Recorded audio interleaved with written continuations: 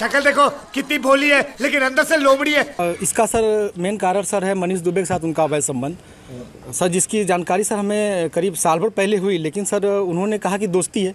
खैर सर हमारी पत्नी सर एसडीएम थी उस समय, इलाहाबाद प्रयागराज में सोराम तहसील में रहीं, तो मैंने कहा सर बड़े पद पे हैं, दोस्ती तो हो सकती है सर, अधिकारियों से साथ बैठना उठना। भाई 2020 में मिली ज्योति भाभी मनीष दुबे से, जो खुद होम गार्ड कमांडर है गाजियाबाद में। फिर क्या था, बातें हुई, चैटिंगे हुई, फिर क्या था, इश्क हो गया।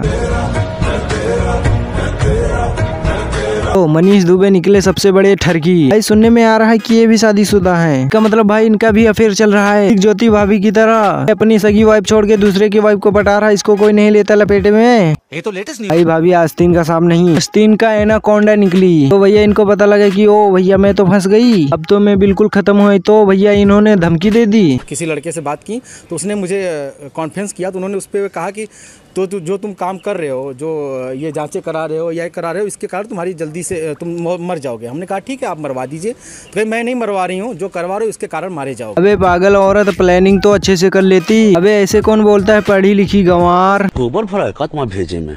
लो धमकी आपने दे दी, कोई दूसरा दुश्मनी निकाल लेता तो बस तो तुम ही जाती ना। भाई धमकी तो इसी महिला ने दी थी, इसी ने सब किया है जो किया है। अबे कैसे एसडीएम बनेगी, मारने की सही में धमकी मिली, मुझे नहीं पता है। तो भाई तो आलोक भाई फुल फॉर्म में आ गए। उनकी वाइफ और मनीष दुबे की चैटें बढ़ने के बाद चैट के प्रिंट के साथ उनके काले धंधे को पेपर लेके साथ ही घूम रहे हैं कि ये देखो ये है मेरी बीवी की सच्चाई। अब तू गया बेटा, अब तू गया, देख तेरी औकात मैं दिखाता हूँ तुझे। सर हमें चाहते हैं कि न्याय हो सर, मेरी सर जान चल रही है, मेरी नौकरी जाने वाली सर। वो सर इतना सर घोटाला की हुई है, 10-10 लाख रुपए सर लेती है पट्टा करने का, उनके साथ कोई कार्रवाई नहीं हो रही है सर। मैं 2 महीने से बहुत परेशान हूँ सर। वो सर चैटिंग में लिखती है कि हमें शादी करना है सर, 13 साल से शादी के हो गए हमारे।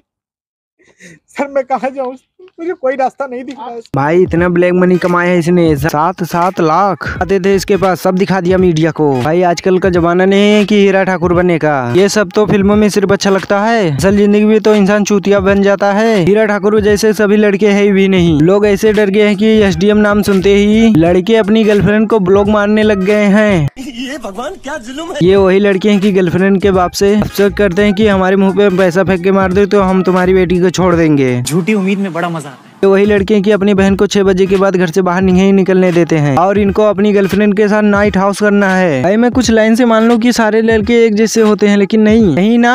अबे एक औरत के साथ भारत की सभी औरतें अभी क्यों सजा भुगते हैं। भाई ज्योति मौर्य वाला केस देख के बिहार में ये हो रहा है। पति चाहते हैं कि मैं अब आगे ना पढूं, क्योंकि जो यूपी की घटना हुई है ज्योति मौर्य वाला, वही वाला उस घटना को लेकर के।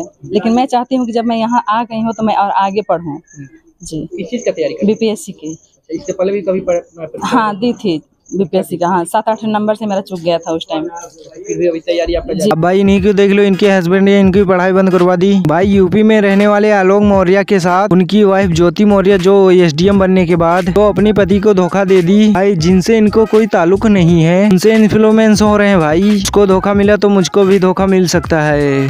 तुम्हारे जैसे लोग इस देश के लिए श्राप। भाई मैं तो ये सोच रहा हूँ कि इंसान जितना फालतू चीजों से इन्फ्लुएंसर हो जाता है, इतना अगर कोई अच्छी चीज से हो जाता, ये दुनिया कितनी बदल सी जाती ना। भाई ये धोखा है, कोरोना थोड़ी कि हर किसी के घर पहुंच जाएगा। देखिए मामला है कि जो अभी हाल ही में घटना हुआ है उत्तर प्रदेश प्रयागराज वाला, उसमें सर हम उससे बहुत आहत हैं।